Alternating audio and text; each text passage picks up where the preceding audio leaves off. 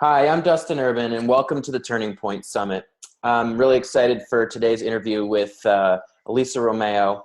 But before we get started, just a reminder that this summit is all about aligning with soul and embracing your purpose in these complex times.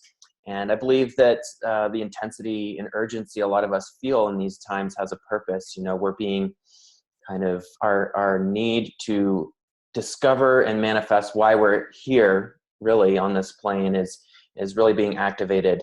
And so they can be intense times, but I think there's a lot of cause for hope. And my guest today has really some wonderful perspective on all this. So Elisa Romeo is an intuitive, a licensed marriage and family therapist, an author and a speaker.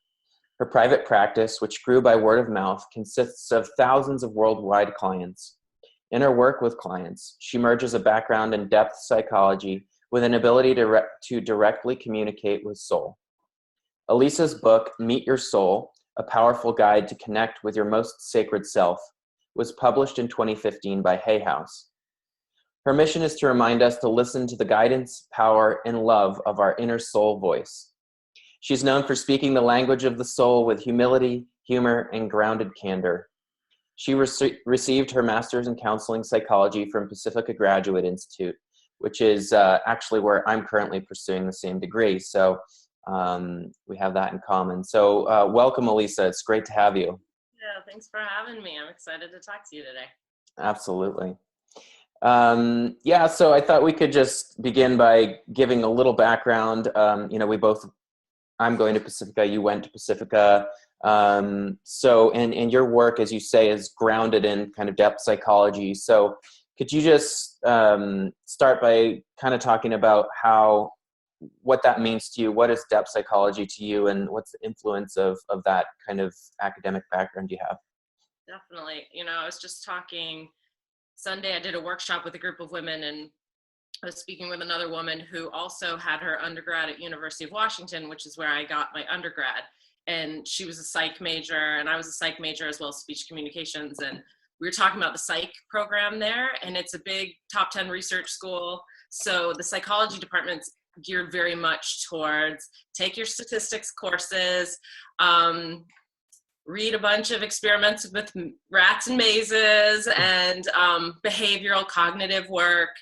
And I was so confused because all the books on my bookshelf at home were psychology books and spirituality books, but I felt in the program just like not interested. There was no part of me that was really passionate or motivated to study mice or just people on a kind of simplistic behavioral model. So, yeah. But I was reading Carl Jung. We talked a little bit before about how I started going to the Jung Institute in Seattle at 16 after I'd read Memories, Dreams, Reflections. My first actually intro was my older sister had given me Jean Shinoda Bolen's Goddesses in Every Woman. I don't know. And it's about the archetypes of the goddesses with women. She also has a book for men, The Gods and Men. And I was 16 years old, kind of like lost to the degree that most 16-year-olds don't truly know themselves. And I remember reading the chapter about Aphrodite persona, and I was like, whoa, like just everything was coming together. And I remember looking to the back and reading she was a Jungian therapist. And I was like, what's a Jungian therapist? And I went to her resources section and read every book on her recommended reading list. And I was in love. I was just like, this is the first thing in my life that's speaking to me. When I read Memories, Dreams, Reflections, I was 16, so cognitively, I was still like, I don't know what he's talking about. But yeah. Which, by the way, is Jung's autobiography, right? Yeah, thank you. Memories, Dreams, and Reflections. Yeah, go ahead. And that was my first kind of exposure to depth psychology. And I was just like, my body knew, my intuition was like, there's something so magical here for you. There's something so true that speaks to a level that nothing's spoken to you before. So yeah, I went through undergrad, and then I found the catalog for Pacifica Graduate Institute like my senior year. And I remember looking through the course catalog and being like, wow, if there was a dream school, if I could create my magic imagination school, this would be it. And it was really pricey for me at the time, but I was like, after my undergrad experience, I was like, I am going here. I don't know how, but this is happening. I'm going to make this happen. And it was the best thing I ever did. I mean, it was such a magical experience to get that exposure with. So the idea of depth psychology is everything that's under the surface. So just for everyone listening at home, it's kind of what's under, hidden, or to be revealed either through dream work or somatic work through the body. A lot of times we have a story of who we think we are, but there's a bigger story going on. So depth psychology is interested in investigating more what's unseen, which really makes sense to who I am. So that was how I got to Pacifica, and I'm so glad that I went. Yeah, awesome. Yeah, I think that's a great way of summing up what depth psychology is all about. And it is refreshing, especially when the idea of studying, quantitative studies of rats and mazes is, a little less inspiring. So I'm glad you made it there. There's its purpose, and it's important in one aspect, but it's definitely not my arena. Yeah, sure. So the idea of soul is kind of a big one in depth psychology, and also in your work. Obviously, it's the title of your book is Meet Your Soul. So can you just explain to our viewers a little bit what you mean by soul? Yeah, for me, soul, a lot of people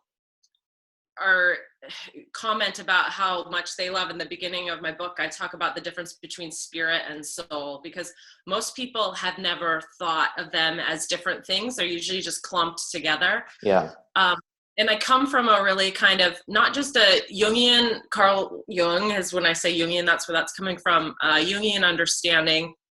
A lot of my interpretation is influenced by Marion Woodman, who's another Jungian psychotherapist, but it's also mixed with my own personal experience with meeting my soul. So I would say that I'm post-Jungian in some of my understanding of soul. Mm-hmm. And on a side note, I also because when I communicate with beings on the other side as spirits, I've talked to Jung about this topic, so it's funny because really? I would argue that Jung now and his state has a different understanding of soul than even what he was writing about when he was live in that lifetime.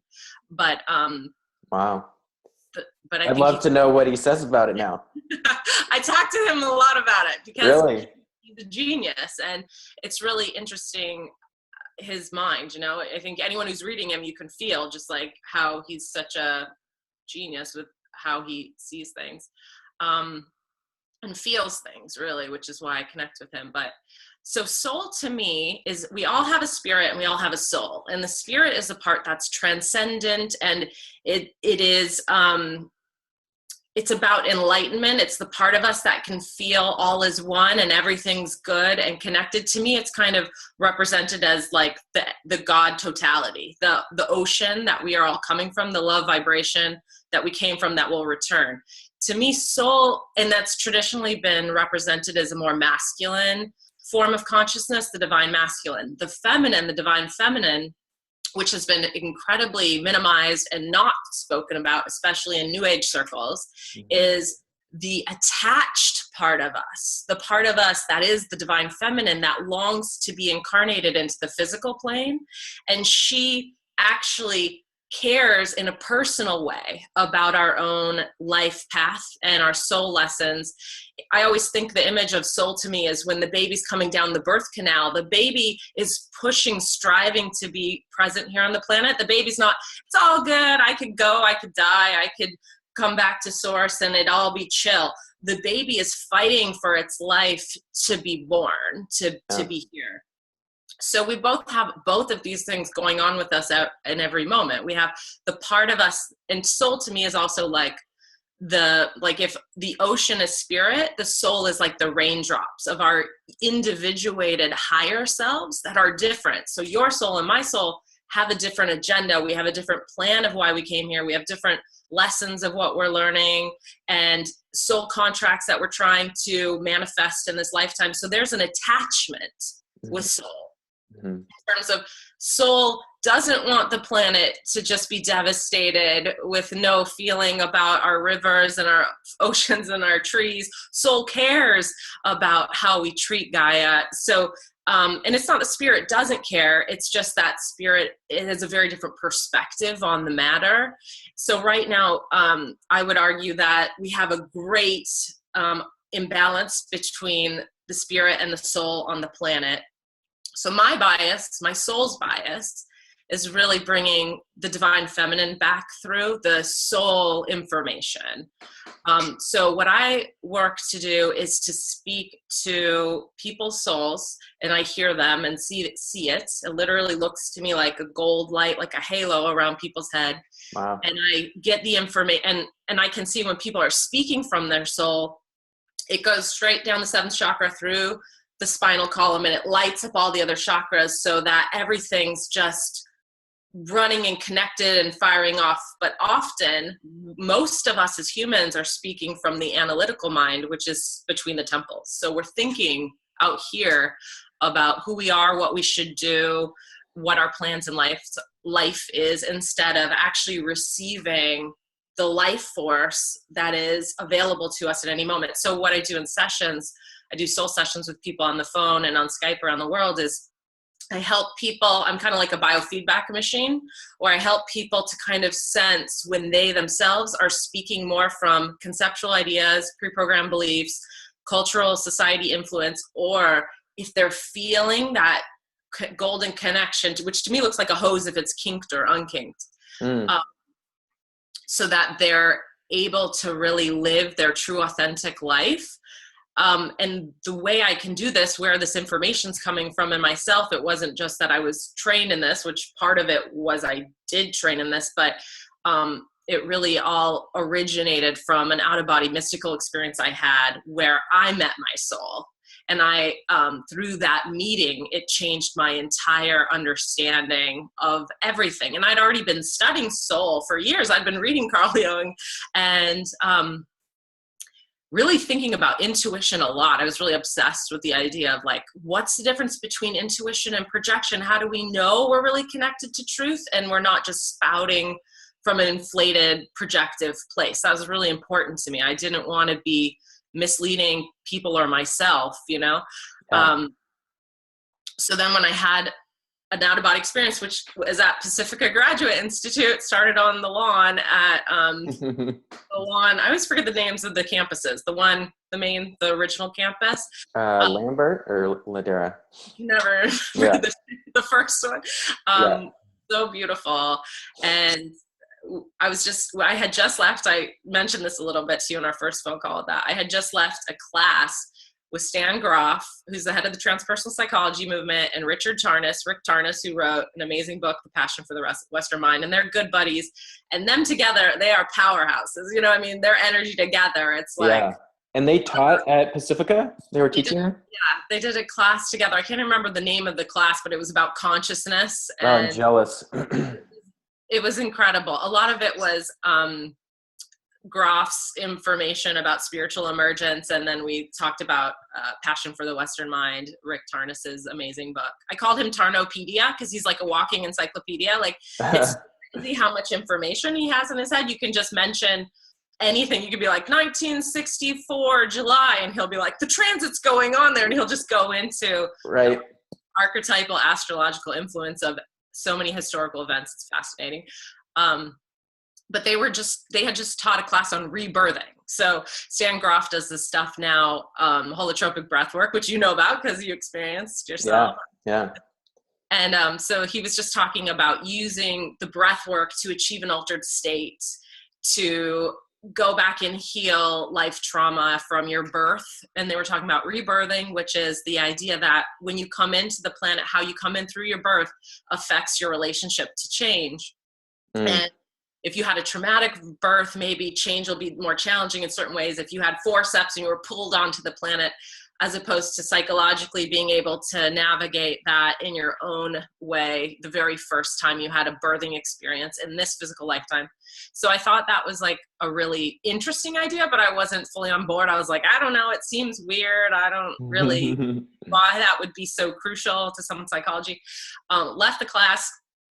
sitting on the lawn, had a little bit of a migraine because, sitting in chairs for hours and hours, and was eating lunch, and I started to have the biggest altered experience. And it was not my normal. Migraines can be their own type of altered experience, but actually my head started moving like this. It was very whirling dervish energy. And I was sitting with a friend who's a body worker, and he's like, "You're going into trance right now." And I was like, yeah. Yeah. I had been meditating a ton in my daily life at that point. And we went into one of the back rooms, and I had my own rebirthing experience. So I went into memory of coming out of my mother and what was going on with me psychologically. Wow. I had memories of trauma in this lifetime that I was releasing from my body. And then I just flew out of my body as a spirit, as an astral fourth dimensional being. And I looked down and I could see my physical body, which was very, very shocking to my ego, because even though I had read spiritual mystical things at that point, and even had experiences, I guess I just so written them off from my ego understanding. So I remember being really scared and being like, I'm not in my body. Right. I'm still in existence and I'm here, but my body's there. So, and my first thought was, so what does that mean about death? Because it was like, oh, I'm going to go on even when that physical body's gone, which I had things I liked about that and things I did not like about that. Yeah. And then I felt this really incredible loving presence behind me, pulling me up, just like, and wow. And then when I joined with that energy, it was like downloads of coming back into who I've always been before I was Elisa Romeo. It makes me want to cry. And just memories of why I came here, what my soul contracts were with my parents, things I didn't understand about my biochemistry dad who never understood my mystical ways, and understanding why that was our soul contract and what we were teaching each other and how he was helping me and I was helping him and all kinds of things like that. And then being shown, I had a life review. So it was from my soul's perspective, how was I doing as Elisa Romeo? And what was shocking was there was areas that was not so good, and she was loving. So it wasn't a shameful, you should do better, but it was we're just showing you what the plan is and what you're doing. And I had so much fear and anxiety in my daily life about doing the right thing and making smart decisions. And all of that fear was taking me away from the grace of her, just surrendering into the truth of the deepest intuition that was just kind of always behind everything. But we just get so busy in our heads, we just aren't able to hear it. And then seeing how we all do this, we all incarnate to come to achieve these soul lessons, and achieves kind of even heavier than it is, because it's just embody and live and experience and have the joy of the grace of reconnection of our true selves, why we're here. But the ego is dense and thick and not smart. And so most of us are just have an idea of who we are that's not actually who we are. And then we really make choices about our career, our relationships, everything from that understanding. So after I came back to my body, I was really freaked out for a while and kind of had my own spiritual emergence, because what happened is my sixth chakra opened. So then I was seeing everybody's grace, their soul energy around them. And I was hearing them speaking to me. And then I was talking to them, their ego self. And there was it felt like such a chasm, as it was for myself, between who they thought they were and who I saw them as. And so I didn't know how to reconcile that. Do I become kind of a confrontative person? That's what it felt like I would have to be, to kind of be slow down. This is what's really I see happening to you. And I didn't want to, I'm a people pleaser kind of personality, so it was an unsettling situation to be thrust into, of seeing things that I didn't necessarily want to see or have to talk about with people, but were kind of haunting me because I can't not see it. I don't have the luxury to pretend it's not there anymore. And there's a blessing in it. Sometimes it feels like a curse to my ego with that. So I've spent the last year since that moment learning how to integrate. And in some ways I feel like I'm pretending to be a human with people and talking about Target trips and gluten-free pancakes or whatever the moms are talking about on Bainbridge Island with me, or, Yeah. and then strategically in every moment, listening to their love selves and choosing what pieces I bring down gently and offer to their ego. Thank God for my therapeutic training. Yeah. Because Pacifica helped me a lot with how to offer that in a way that's palatable, and integratable. Yeah, right. You could easily offer that in a way that just does not come across well, and the ego just says, which off. happens sometimes. I mean, I'm not perfect with my human delivery at all times, so sometimes I think my personality is Italian and direct. My personality, so I think my bias is towards the feeling that we don't have forever in this lifetime. So I'd rather err on the side of loving someone almost too much than not offering what was coming through. And if that means they don't like me or they think I'm crazy. So many people think I'm crazy. I'm sure there's people listening right now. I get YouTube comments all the time. Have you considered you're schizophrenic? Have you... She's a con artist trying to make money because she's preying on sad people. And I always want to say back, there's a lot. If I was trying to be a con artist, there's a lot smarter ways to make money. It's not a choice. It's a calling. This is what I have to do. I would do it. I just can't not do it. It's literally who I am. But I also have children and bills to pay. So I charge for my higher level services, but I also try to put free stuff out there so that everyone can come in and get a piece and information. Yeah, that's awesome. And I've noticed, your site has a lot of great resources, free stuff, recordings for $5. It's elisaromeo.com, ELISAROMEO.com. Old star. Yeah. So, yeah. So you guys can go check that out. But, that's just, it's amazing for me to even try to relate to that, because for me, it's been, I guess I don't have the same kind of gift of that access to the, imaginal realm. I do in some capacities, but it's not quite as palpable. And so I definitely have had an experience of knowing very, very clearly from a young age, I'm here to do something important. But the process of tuning into what that is has been often frustrating or confusing or just very unclear. And certainly, probably obstructed by an overactive, egoic kind of thinking mind. So for me, it's taken really what, kind of my turning point was with coming into this kind of work and deciding to go back to school and everything was, working with a Jungian analyst. So working with my dreams as really a powerful way to be like, wow, actually, my soul is talking to me, every night and then also doing a vision quest, and fasting for 3 days out in nature. And so it has, these were the things that kind of helped me to bypass, the, I guess, obstacle of just my intellectual functioning. But so I guess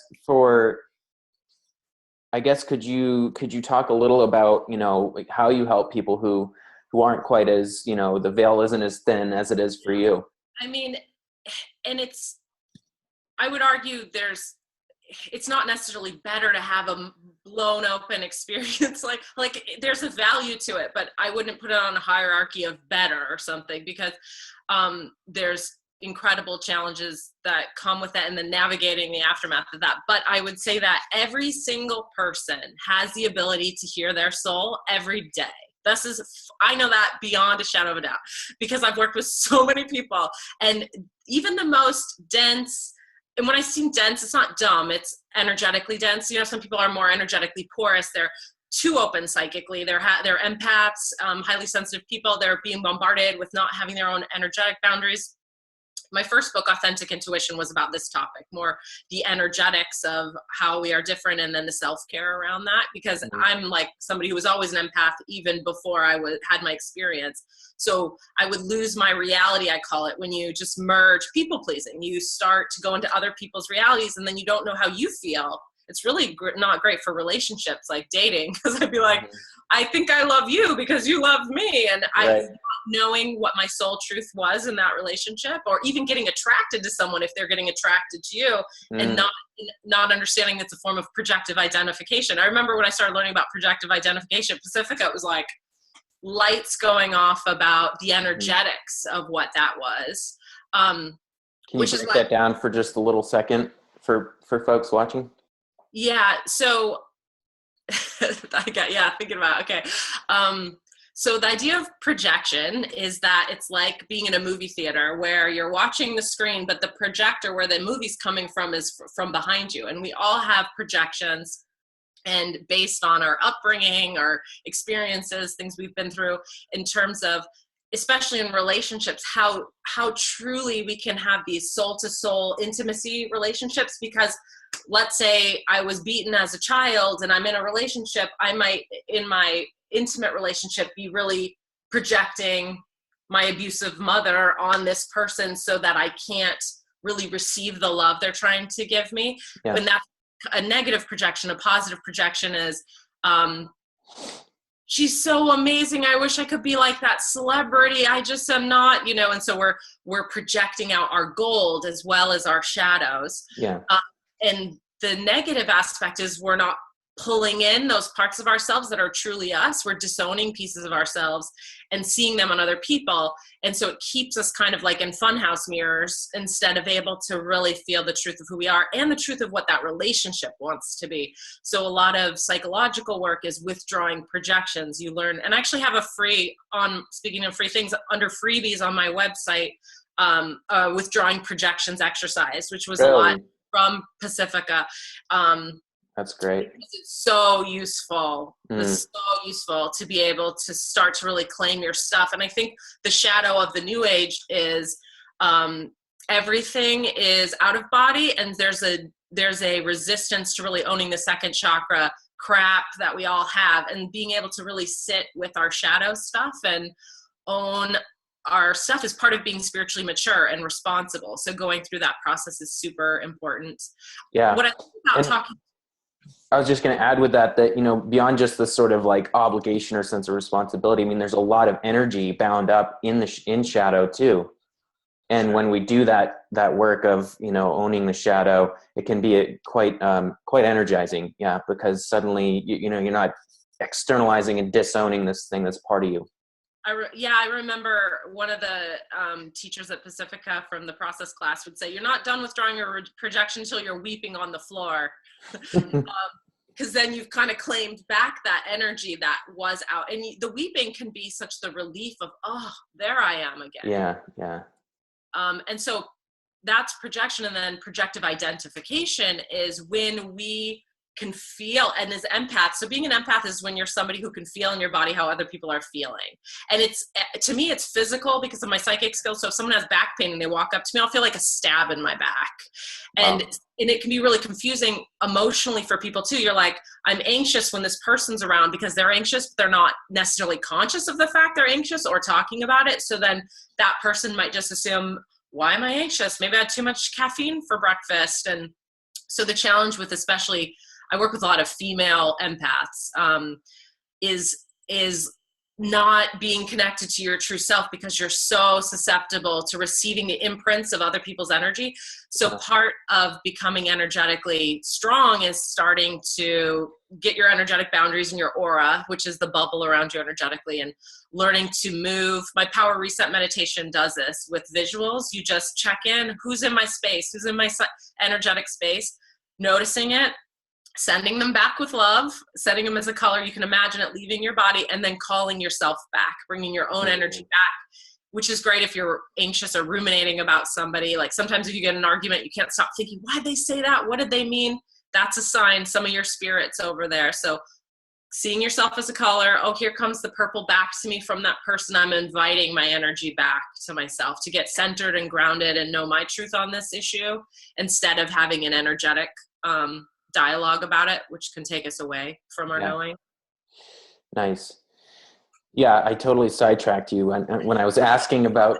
There's so much we could talk about. I know. I asked about projective identification, which I think you were just referring to when the original question was just about how you help people, which I know you've spoken about some, but maybe we could talk about, you have a wonderful short film on your website that's a preview of a longer film you're working on that actually shows you doing your work at a retreat. And I really recommend people check that out. I think there's a link below this video that's going to have Elisa's free gift, and maybe we'll put that video, on that landing page, or after you've opted in to claim that.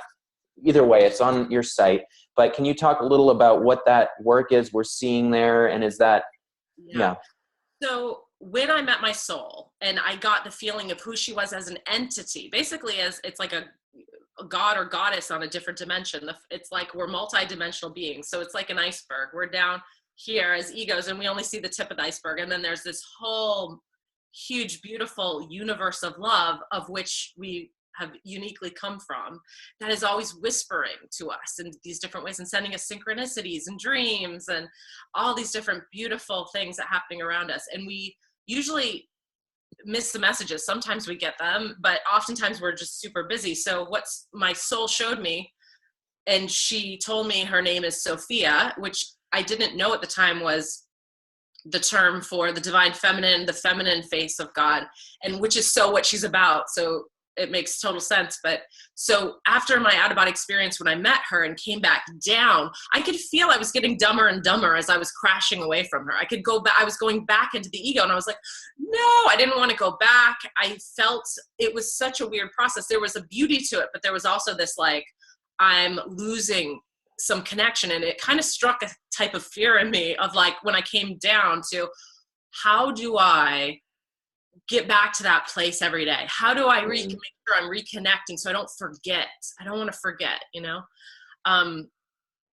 It makes me cry because I just thought of a story I heard of a little kid once that was like 4 and got their baby brother or sister. I think I saw it like on Facebook, and they were holding the little baby whispering, don't forget, don't forget. And the mom came in and overheard it. And I think that just sums the whole thing up. That's what it is. It's like part of us is connected and it's like, don't forget, don't forget. And part of us is just in the mess down here.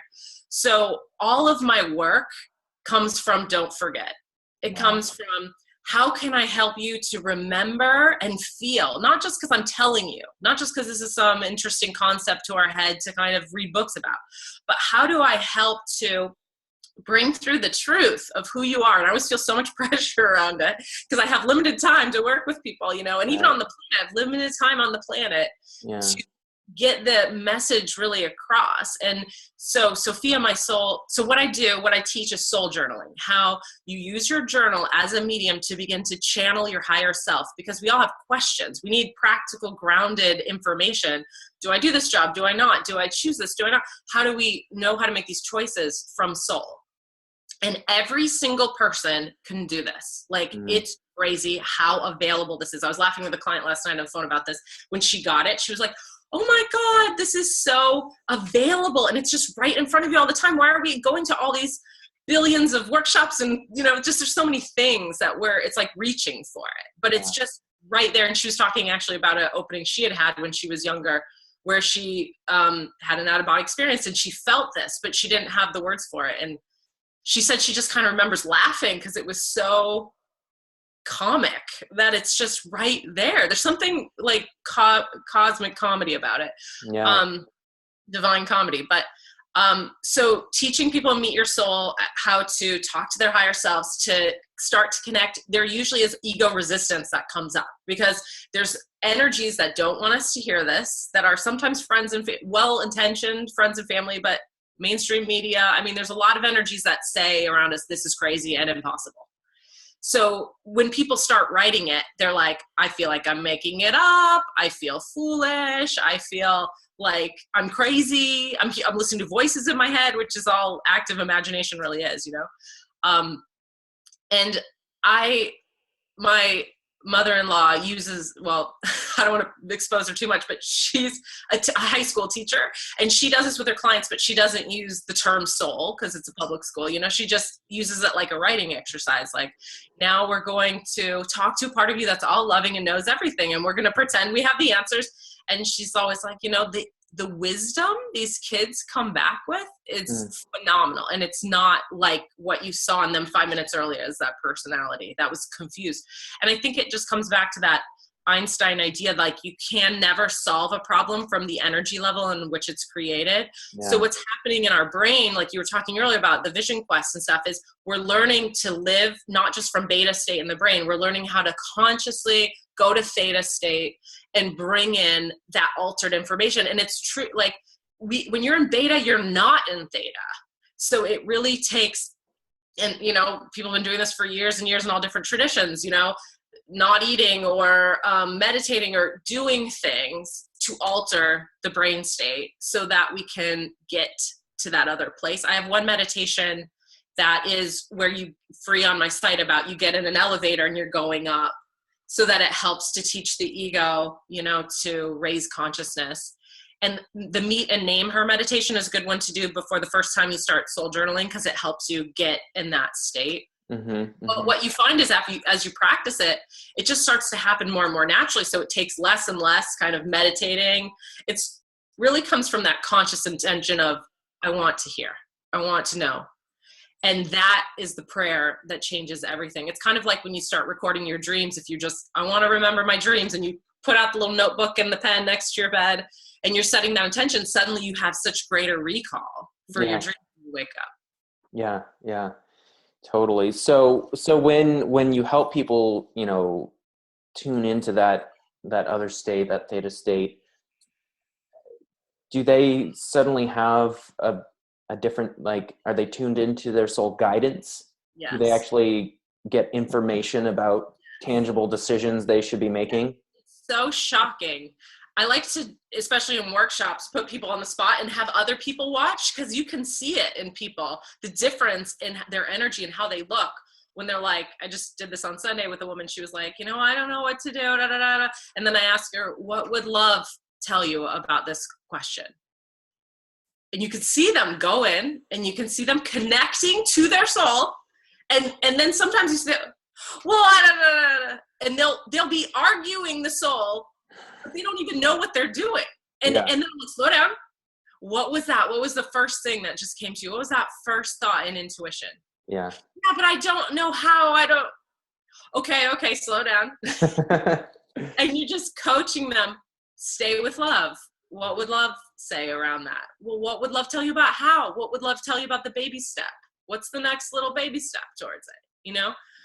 And it's just slowing down the process. So the film you were talking about, Sophia, my soul, told me at the beginning of last summer, my husband and I had a plan to just chill and go to beaches and relax all summer, because the summer before we got married and the summer before the book came out.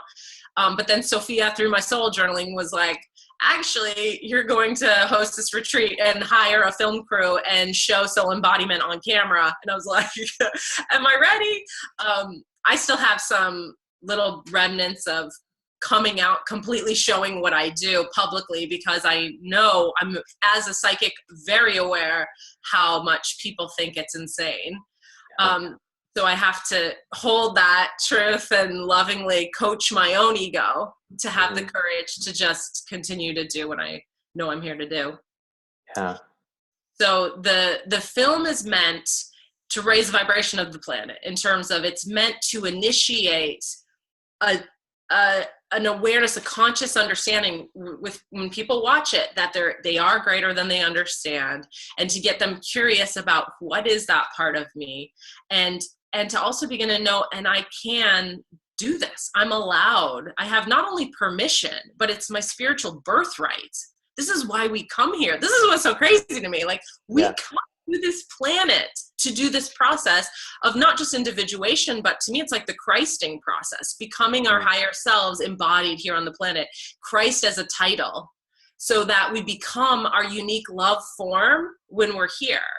And so to me, I don't see anything else we should be doing before this. This is, to me, you asked me in our first call something about like, what's the relevance of why doing this? And I was like, I feel the pressure of this in every single moment, because literally why I'm here. It's, I can't help knowing it, you know? So I always want to scream from the rooftops to people, like, you get to do this, you can do this, this is why you came here, part of you knows everything, and dive in, because it's beautiful and it's fun, and you'll feel a sense of the most empowering, authentic self you've ever known, you know?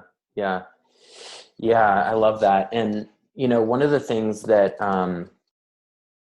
I notice, you know, you talk about the metaphor of birth, and how, you know, in that video, a lot of times there's a release, there's crying in these women as they, you know, kind of allow that soul energy and wisdom, I guess, into their body to become embodied.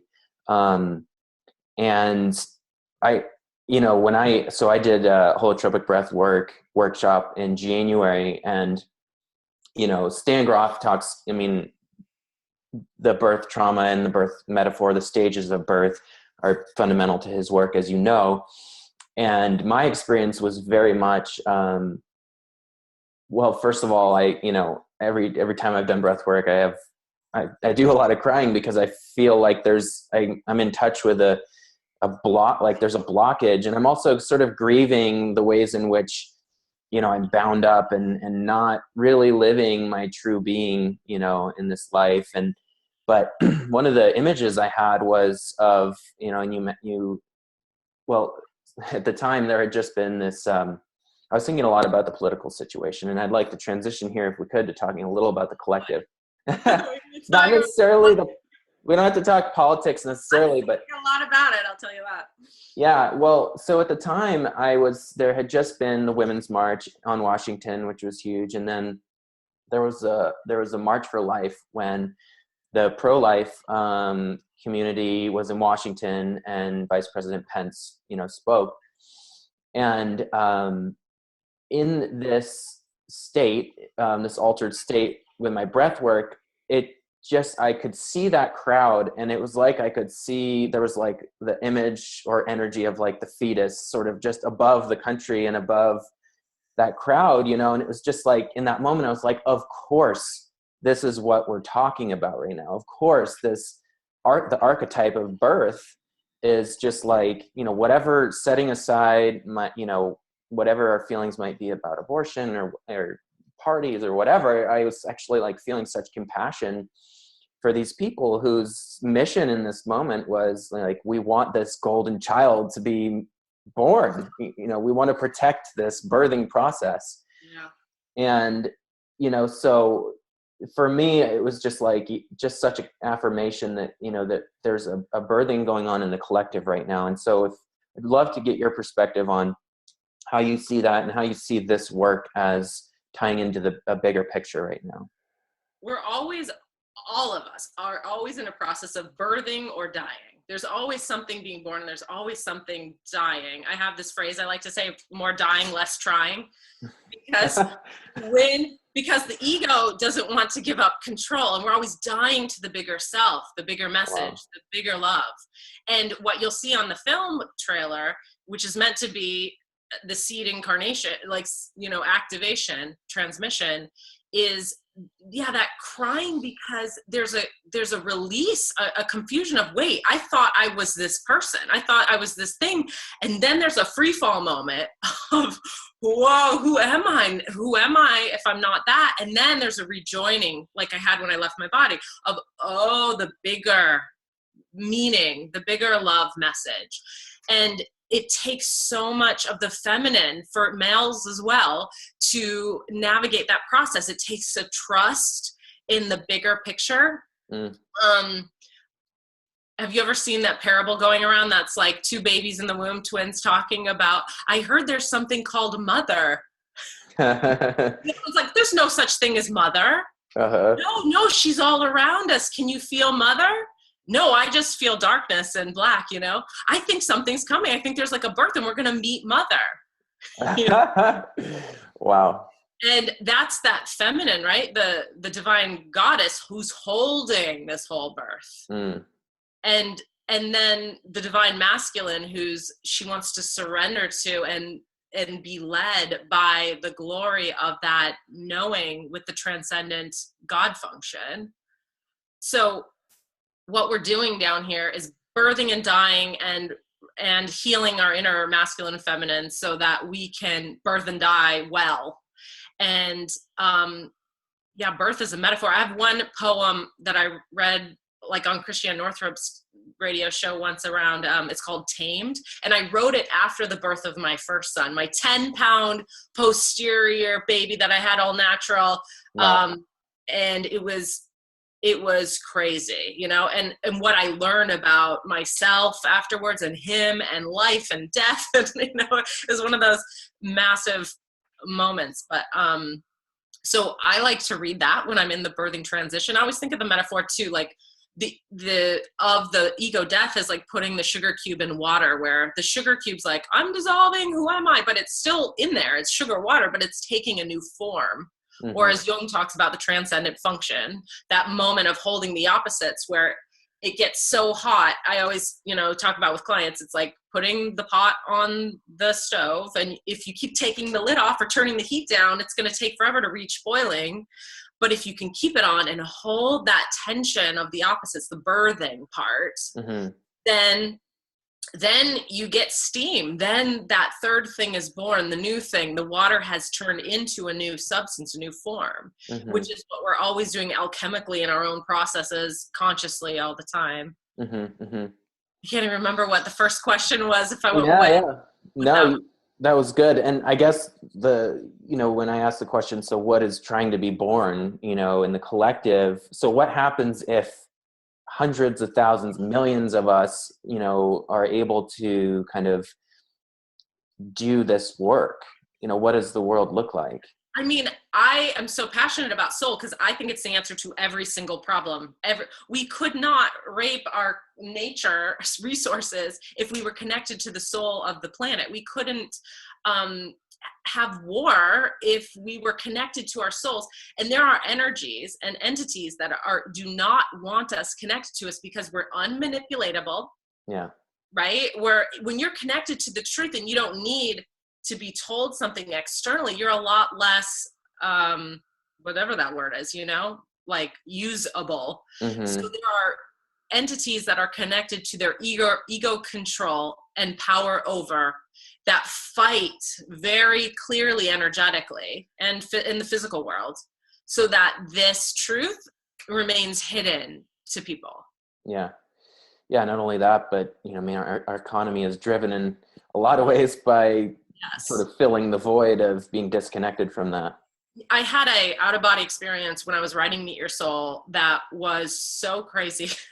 I hate using the word crazy because, you know, but it's crazy to the ego in that I had been dreaming, and then it was after I was dreaming, I was laying in bed and I left my body, and I remember flying out past the earth and looking back down and seeing the earth and going out, and then seeing this golden grid around the planet that was like the Matrix. Like I was seeing the Matrix, and it wasn't a happy grid.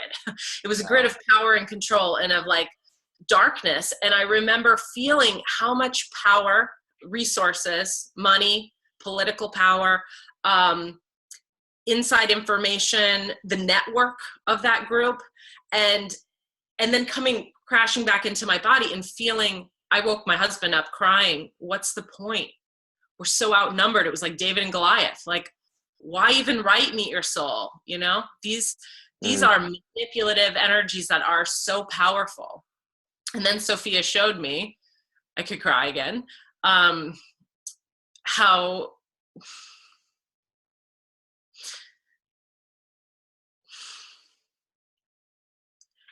it is the point.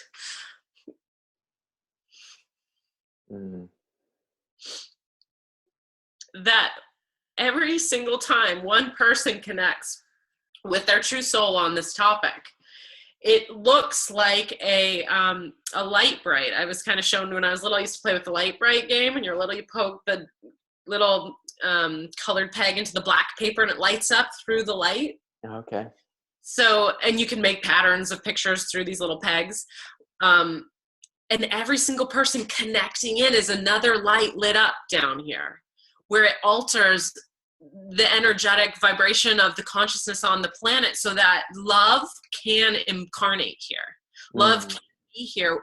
And that Christing, as the title of the individuation process, is so powerful in a way that those entities that want to dominate and control will never understand or know. Yeah. Because it's the power of love. It's crazy. We haven't even understood ever the power of love on this planet, or how to channel that, or what that is. And I think but that's what's trying to be birthed right now. Yeah. Can we truly, in every moment, we talk about meet your soul, the life wish, death wish battle, because in every single moment, there's a part of us that's love and life that's like whispering, you can know this, you can be this, you can live this. And then there's fear, which comes from death, which says, no, you can't. There's no point. Why try?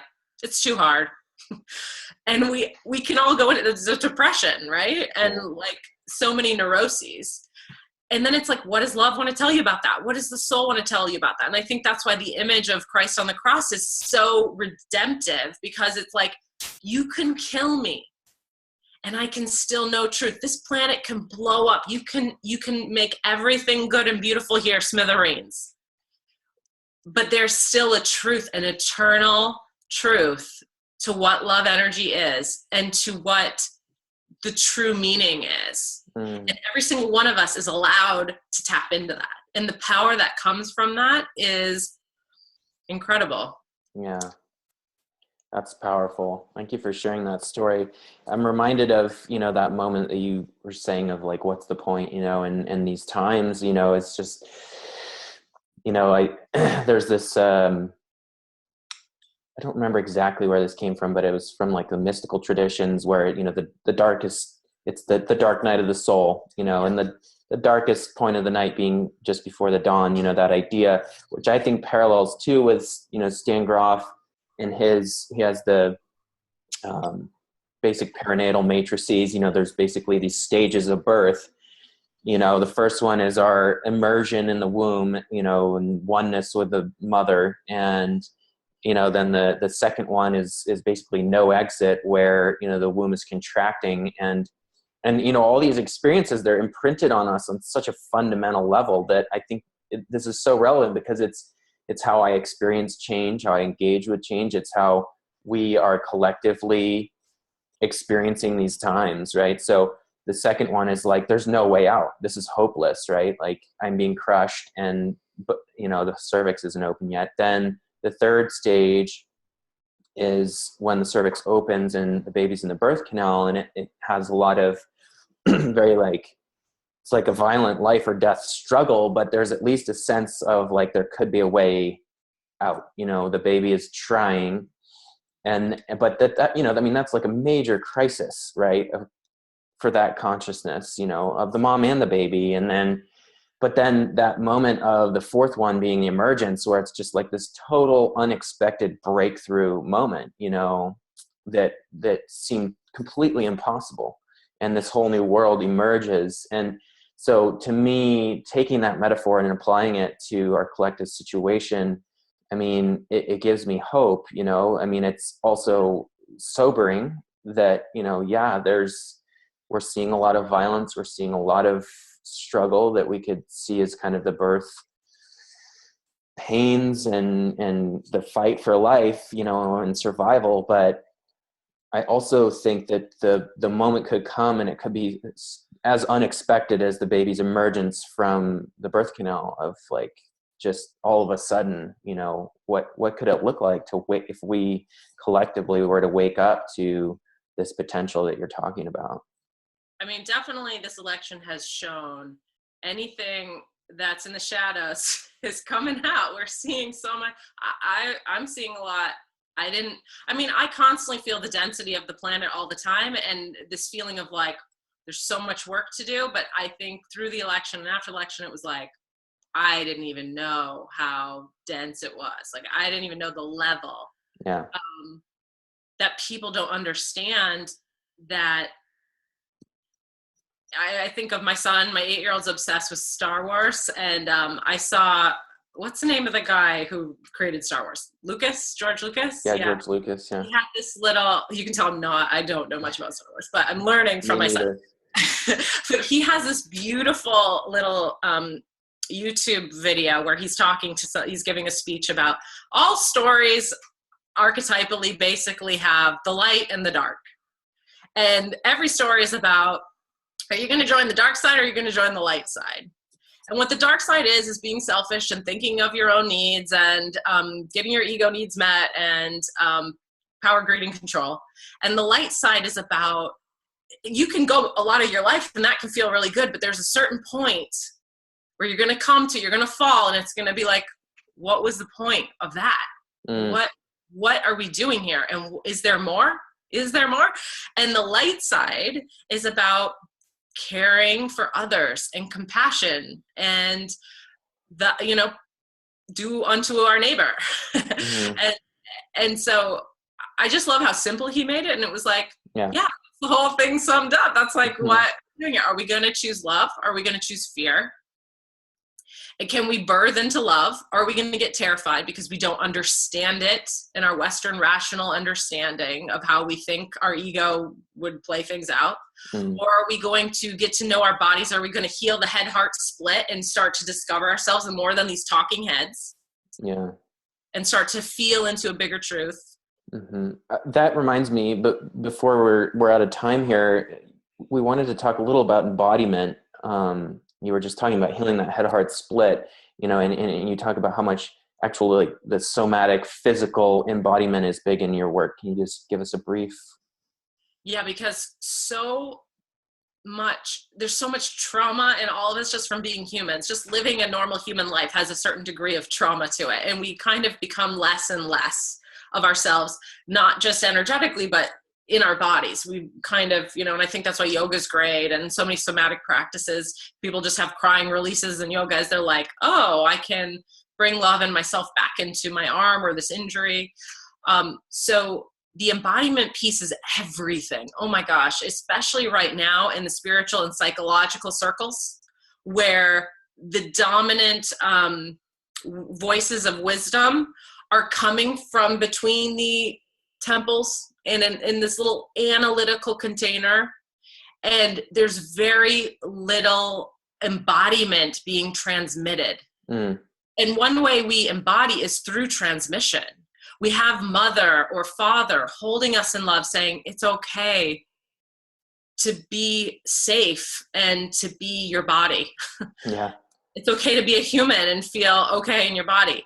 So what I do at my retreats and what the point of the film is to show enlivenment, not just enlightenment in a spiritual sense where we're sitting on a mountaintop in complete connection with God, but we're, birthing the baby, we're wiping the butt of the baby. I think of the mother, it's like being connected to Goddess in the middle of the crap, in the middle of the density and mess of life. And that's what the feminine teaches us, our souls teach us, is how to pay your taxes, pick up your kids from school, do whatever you need to do, and then also be connected to grace in the body, alive throughout your entire being. Nice. And it's such a process of birthing. It doesn't happen in one moment. I think it's like a melting process. There is usually a big moment, but it's like, we're always birthing. We're always in this process.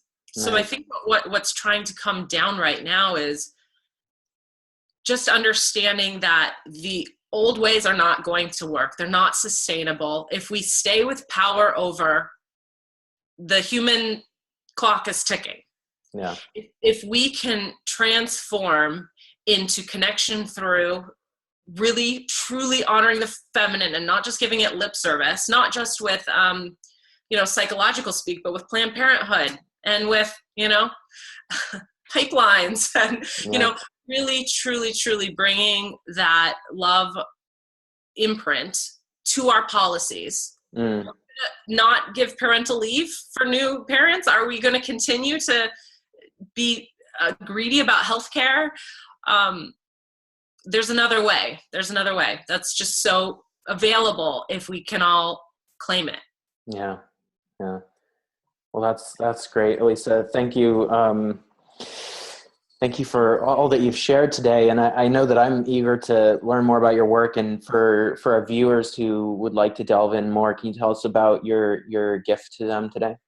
Yeah, so if you go to the link, I guess there's going to be a link here to elisaromeo.com. If you put in your email, you'll get 10 inspiring and sacred practices to start to get to know your soul. So I'll start bringing you there. And I have free meditations on my site as well. So if you go to work with me meditations, they're all right there. Grounding meditations, a center of the head meditation, a meet and name your soul meditation. Those are great to do before you start to soul journal. And if you're interested in more, check out Meet Your Soul, and then you'll really be diving in. And if you want to join me for a retreat, I'd love to have anyone who's called to be there. The Awakening from the Heart is very intimate and it's very real. It's soul birthing in my soul barn up here on a little island outside Seattle. And then we're doing Holy Love. My husband and I are going to talk about the inner masculine, feminine, like we were speaking about before, how to heal that relationship internally, but also in relationship with others. So nice. Coming up this summer. Awesome. Well, I wish you the best with all of that, Elisa, and thank you so much for your time today. Thank you for hosting this. It's definitely part of your mission, like you were speaking about before, your daemon, as Jung calls it, that sense of there's something greater waiting for me trying to come through. So thank you for letting me be a part of your mission today. Of course. Yes, it's my great pleasure. And yes, to all of you watching, be sure to check out Elisa's work and go check out that gift. It's a really practical step-by-step on how to kind of get into this stuff in a real way. So thanks, everyone. We'll see you at the next interview. And thanks again, Elisa. Take care. Bye. Bye.